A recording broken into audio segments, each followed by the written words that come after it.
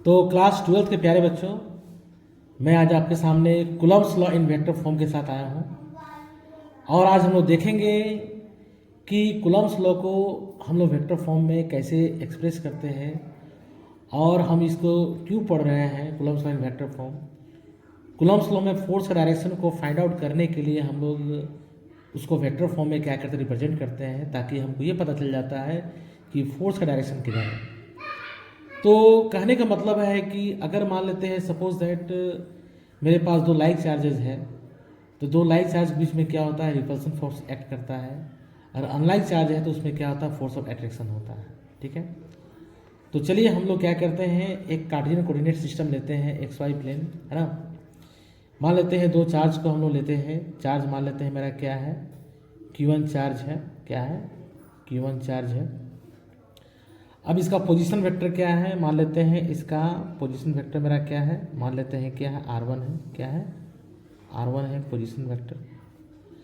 और एक चार्ज मान लेते हैं क्या, एक Q2 चार्ज लेते हैं और इसका पोजीशन वेक्टर क्या है, मान लेते हैं इसका पोजीशन वेक्टर क्या है, मेरा R2 है। क्या है, R2 है। ठीक है, तो अगर हम लोग क्या करते हैं, चार्ज 1 से 2 की ओर आ रहे हैं, तो इसको इसका डिस्टेंस को मेजर करने के लिए हम लोग डिस्प्लेसमेंट वेक्टर क्या लेते हैं, इसका डिस्प्लेसमेंट वेक्टर क्या लेते हैं, मान लेते हैं R12, मैंने 1 से 2 की ओर आ रहा है तो R12 वेक्टर ले लेते हैं। ठीक है, अगर मान लें हम चार्ज 2 से 1 की ओर जाएंगे तो इसका डिस्टेंस को मेजर करने के लिए क्या लेंगे हम लोग, इसका डिस्टेंस को मेजर करने के लिए हम लोग लेंगे क्या, R21 वेक्टर ले लेंगे हम लोग। ठीक है, और चूंकि लाइक चार्जेस है तो दोनों के बीच में क्या होगा, फोर्स ऑफ रिपल्सन एक्ट करेगा। तो चलिए मान लेते हैं ये चार्ज 1 है, तो चार्ज 1 पर फोर्स कौन लगाएगा, चार्ज 2 लगाएगा। इसको क्या लिख सकते हैं, F12 वेक्टर लिख सकते हैं हम लोग। अब ये 2 पर कौन लगा रहा है, चार्ज 1 लगा रहा है, तो इसको क्या लिख सकते हैं हम, इसी लाइन के अलग में लिख सकते हैं, F21 वेक्टर लिख सकते हैं। ठीक है, तो इस तरह से क्या है, हम इसका एक डायग्राम हम ड्रॉ कर लिए। अब हम देखते हैं कूलम्ब्स लॉ को वेक्टर फॉर्म में कैसे रिप्रेजेंट करते हैं। तो हम लोग जानते हैं कि कूलम्ब्स लॉ क्या होता है, F इज इक्वल टू क्या होता है, K mod of Q1 Q2 by R², ये होता है। अब हम लोग क्या करते हैं, इसको वेक्टर फॉर्म में लिखना चाहते हैं।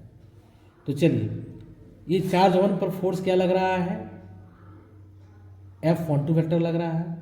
माने इस चार्ज 1 पर जो है चार्ज 2 की वजह से फोर्स लग रहा है, तब इसको क्या लिख रहे हैं, F12 वेक्टर लिख रहे हैं कि 1 पर लग रहा है 2 के कारण।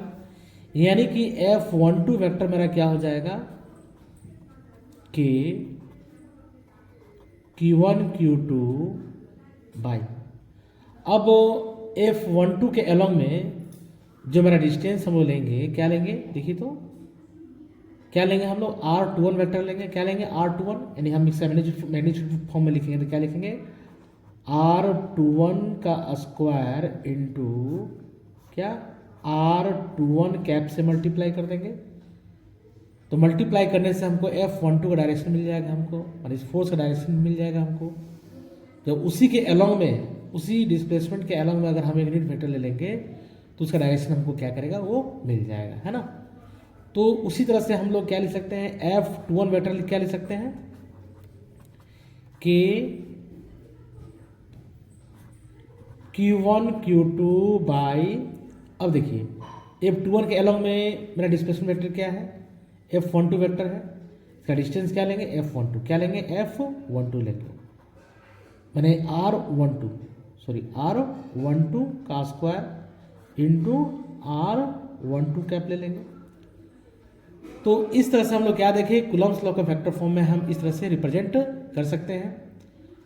अब यहाँ पर क्या देख रहे हैं हम लोग, अगर हम चाहते हैं कि इस यूनिट वेक्टर को पोजीशन वेक्टर के टर्म में लिखना चाहते हैं तो कैसे लिखेंगे हम लोग डिस्प्लेसमेंट वेक्टर को। डिस्प्लेसमेंट वेक्टर को हम चाहते हैं कि पोजीशन वेक्टर के टर्म में लिखें, तो कैसे लिखेंगे। तो हम लोग क्लास 11 में पढ़े हैं, ट्रायंगल लॉ पढ़े हैं ना, मैंने triangle law vector addition law देखे हैं। तो कैसे हम लोग देखते हैं, जैसे मान लेते हैं कि ये वेक्टर मेरा क्या है, ए है, ए वेक्टर है, और एक क्या है मेरा, क्या है, एक वी वेक्टर है। अगर दोनों का डायरेक्शन सेम है, दोनों का ऑर्डर क्या है, सेम है, और एक का हेड दूसरे का टेल से मिला हुआ है, एक रिजल्टेंट वेक्टर जो होता है ये दोनों का सम के बराबर होता है, यानी आर वेक्टर इक्वल टू क्या होता है, ए वेक्टर प्लस बी वेक्टर होता है। ये हम लोग जनरल हम लोग देखे हैं। और क्या है, तो उसी तरह से हम लोग क्या कर सकते हैं, इस ट्रायंगल में हम लोग क्या निकाल सकते हैं, इसका पोजीशन वेक्टर को हम लोग क्या फाइंड आउट कर सकते हैं, या डिस्प्लेसमेंट वेक्टर को हम लोग निकाल सकते हैं। कैसे निकालेंगे, अगर हमको निकालना है R12 वेक्टर, क्या निकालना है, R12 वेक्टर, तो R12 वेक्टर को हम लिख सकते हैं अकॉर्डिंग टू दिस रूल, क्या लिख सकते हैं, R12 वेक्टर मेरा क्या आ जाएगा, R2 vector minus R1 vector हो जाएगा। कहने का मतलब है तो 2 में से 1 को क्या करेंगे, माइनस कर देंगे हम लोग। अगर हम ट्रायंगल से देखना चाहते हैं तो यहाँ देख सकते हैं ये क्या R1 वेक्टर है प्लस क्या R12 वेक्टर है is equal to R2 vector है। तो अगर मान लें दोनों का ऑर्डर सेम है तो दोनों का प्लस करते हैं, मैंने R1 plus R12 equal to R2 vector, तो R12 वेक्टर क्या निकल जाएगा मेरा, R2 माइनस R1 आ जाएगा ना। तो इस तरह से हम इसको शॉर्ट में हम इसको लिख सकते हैं क्लास अकॉर्डिंग टू क्लास 11। उसी तरह से हम निकाल सकते हैं R12 निकालनी है, R21 वेक्टर निकाल सकते हैं। तो R21 क्या हो जाएगा, R1 vector minus R2 vector हो जाएगा, है ना, और 1 माइनस 2 हो जाएगा। इस तरह से हम लोग डिस्प्लेसमेंट वेक्टर को पोजीशन वेक्टर के टर्म में फाइंड आउट कर सकते हैं।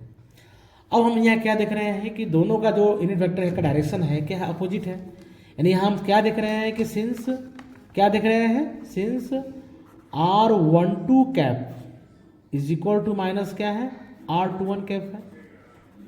यानी कि कहने का मतलब है कि जब दोनों का यूनिट वेक्टर क्या अपोजिट डायरेक्शन में है तो हम यहाँ से क्या कंक्लूजन देख रहे हैं, हम यहाँ क्या देख रहे हैं, यहाँ यही देख रहे हैं हम लोग कि दोनों का फोर्स क्या हो जाएगा, इक्वल एंड अपोजिट हो सकता है। यानी कि क्या हो जाएगा, ये F12 vector is equal to minus F21 vector हो जाएगा। तो ये क्या हो रहा है, ये कूलम्स लॉ जो है वो agrees with Newton's third law, है ना। यहाँ का हम क्या देख रहे हैं कि जो कूलम्स लॉ है वो क्या कर रहा है, कूलम्स लॉ बोल सकते हैं agrees with Newton's third law. यहाँ बोल सकते हैं देयरफॉर या दैट इज कूलम्स लॉ, है ना, एग्रीज विथ